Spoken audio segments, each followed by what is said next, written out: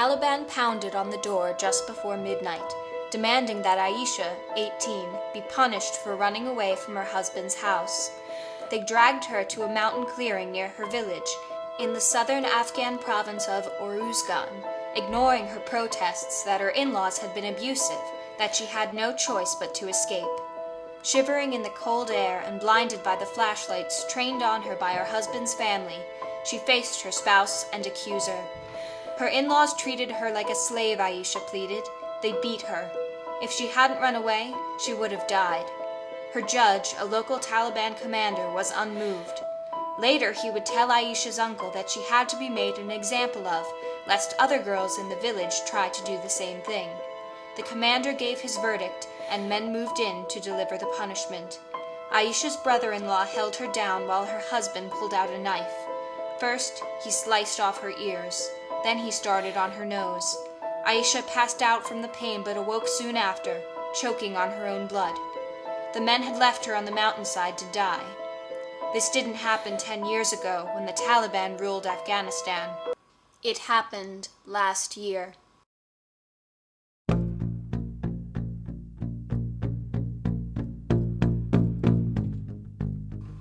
This is only one story of the horror that still occurs against women in Afghanistan. At the end of 2001, the Taliban's totalitarian reign in the Afghan government came to an end. Hamid Karzai, leader of one of the largest Afghan tribes, was sworn in and began to reconstruct the government.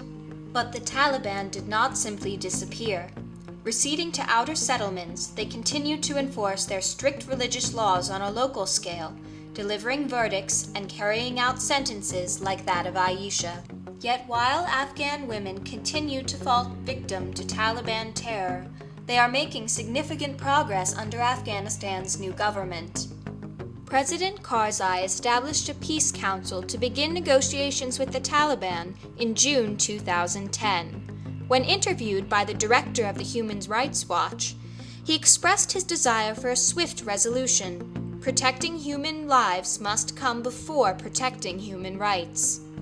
Former Deputy Speaker of Afghanistan's parliament, Fauzi Kufi, as well as many Afghan women fear that in the quest for a quick peace, their progress may be sidelined. Aisha fears that hasty negotiations will lead to the eventual return of the Taliban. Throughout Afghanistan, women are indeed still in great danger of brutal Taliban retribution for their crimes, which are often simple, everyday actions considered nothing in the Western world. Elizabeth Rubin relates a story she heard in a women's shelter in Kabul. I heard about a girl from one of the richest Pashtun families in a province bordering Pakistan. She fell in love with a boy from the wrong tribe. Her father killed the boy and 4 of his brothers, and when he discovered that his own mother had helped his daughter escape his wrath, he killed his mother too. Now he is offering a $100,000 reward for his daughter's dead body. Additionally, any woman who runs away from her husband is immediately considered a prostitute. If she tries to find refuge with a friend or neighbor, she can be charged with the crime of intent to commit zina, or adultery. Girls as young as 12 fill Afghan women's prisons. Others are incarcerated with their babies. Half of these women are imprisoned because they tried to flee domestic violence. The participation of women in the government could decrease and hopefully end these unjust imprisonments and other violent acts. The Afghan constitution ensures that women make up 25% of parliament. This number is unfortunately deceivingly small and ineffective. Representative Sabrina Saqib estimated that less than 20% of women in parliament support women's rights. A large number are uninterested, simply proxies for conservative men who boosted them into power. Nonetheless, several programs have been developed by a variety of organizations to promote the involvement of Afghan women in civil service. In 2007, UNIFEM, the United Nations Development Fund for Women, in conjunction with MAWA, the Ministry of Women's Affairs, created the National Action Plan for Women of Afghanistan, or NAPWA. The plan, taking place over the course of 10 years, will facilitate the development and implementation of gender-sensitive policies and programs, and address the issue of women in a more organized, coordinated, and sustainable way. The government is not the only workplace Afghan women are being integrated into. In Helmand, a province in southern Afghanistan, 37-year-old Carmela has joined the police force. After her husband, also a police officer, was killed by the Taliban, she joined as a way to support her family. Another woman, Malali, was part of the force before the Taliban took power and has now returned. Her experience places her in a more senior position, giving her the right to carry a gun. Women make up approximately 1% of the total police force in Afghanistan, and all must have permission from their families to join.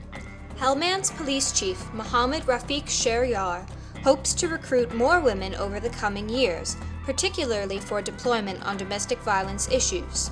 This inclusion, women serving women in this sense, could greatly expedite the ceasing of domestic abuse. The women of Afghanistan have additionally emerged into many other professions once forbidden by the Taliban. Rubina Muqammiyar Jalali was one of the two first female Olympic athletes from Afghanistan. She is now running for parliament and plans to create and lead a national sports ministry. Mozda Jamalzadeh originally fled from Afghanistan as a refugee to Canada. She has now returned to host a talk show. During the reign of the Taliban, television was outlawed and women's voices were barred from the radio. Yet on a national broadcast in May 2010, a female anchor interviewed a former Taliban leader. Afghan women are now literally being seen and heard by both their country and the international community. After years of hiding, the faces under the veils and the voices beneath the burqas are coming into the light. Even for Aisha, the beautiful girl mutilated for running away from her abusive in-laws, things are looking up. Shortly after her appearance on the cover of Time magazine in August 2010, she was transported to the U.S. for reconstructive surgery on her nose and ears. She is currently under the care of Women for Afghan Women in New York City. Aisha presently sports a prosthetic nose, as doctors have declared her not yet stable enough for the operation. Managing editor of Time magazine, Richard Stengel, feels Aisha's image is a window into the reality of what is happening and what can happen in a war that affects and involves us all. He would rather confront readers with the Taliban's treatment of women than ignore it. Well, through Aisha's story, readers did confront the battle Afghan women continue to fight every day. Perhaps similar stories will help the world comprehend the impact of the progress that has been made so far, and the significance of what is still to come.